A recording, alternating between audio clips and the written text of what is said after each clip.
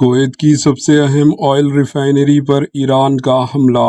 مغربی ایشیا میں کشیدگی دن بدن بڑھتی جا رہی ہے۔ جمعے کے روز کویت میں واقع اہم تیل صاف کرنے والی ریفائنری مین الحمدی پر ایران کے ڈرون حملے کیے، جس کے نتیجے میں علاقے میں بڑے پیمانے پر آگ بھڑک اٹھی۔ اس بات کی اطلاع کویت پیٹرولیم کارپوریشن نے دی۔ ادارے کے مطابق آگ پر قابو پانے کے لیے فائر بریگیڈ کا عملہ کوششیں کر رہا ہے۔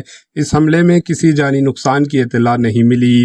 مین الحمدی دنیا کی سب سے بڑی آئل ریفائنریوں میں سے ایک ہے اور کویت کے آئل پیداوار کے لیے نہایت ہی اہم ہے۔ یہاں روزانہ تقریباً 3,46,000 بیرل تیل پیدا کیا جا سکتا ہے۔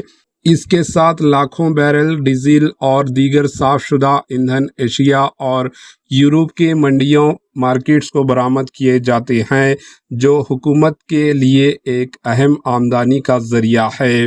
اگر یہ ریفائنری نہ ہو تو پیدا ہونے والے خام آئل کروڈ آئل کو صاف کرنا ممکن نہیں ہوگا، جس کی وجہ سے کنوؤں کو بند کرنا پڑ سکتا ہے۔ یہاں سے بھارت، انڈیا سمیت دنیا کے کئی کنٹریز تیل برآمد کرتے ہیں۔